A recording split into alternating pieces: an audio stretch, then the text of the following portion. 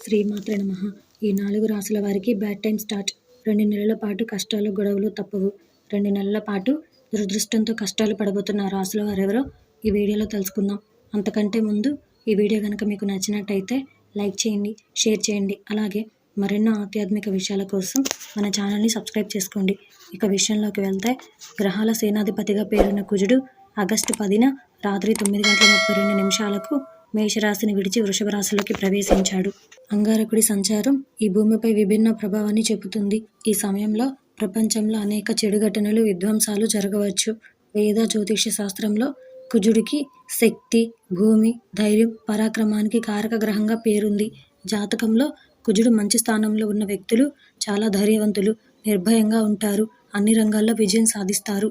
కుజుడు ఒక రాశిలో దాదాపు 45 రోజుల పాటు ఉంటాడు.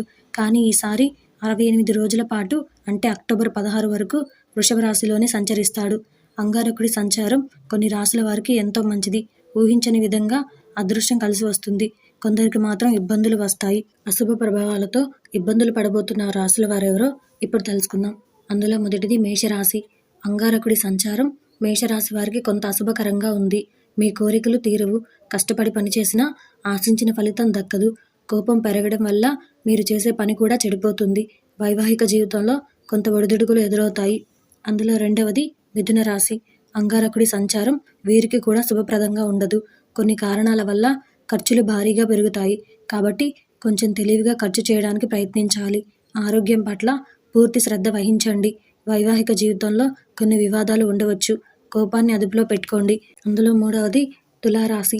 తులారాశి వారికి అంగారకుడి సంచారం అశుభంగా ఉంటుంది. మీరు జీవితంలో చాలా సవాళ్లను ఎదుర్కొంటారు. శారీరక, మానసిక ఒత్తిడిని ఎదుర్కోవాల్సి రావచ్చు. ఏది పడితే అది మాట్లాడవద్దు. నోటిని అదుపులో పెట్టుకోవాలి. లేదంటే పనితో పాటు సంబంధాలు కూడా చెడిపోతాయి. అందులో నాలుగవది మీనరాశి. మీనరాశి వారికి కుజుడు సంచారం వల్ల పాకెట్ మనీ పెరుగుతుంది. కానీ ఆర్థిక పరిస్థితి బలహీనంగా ఉంటుంది.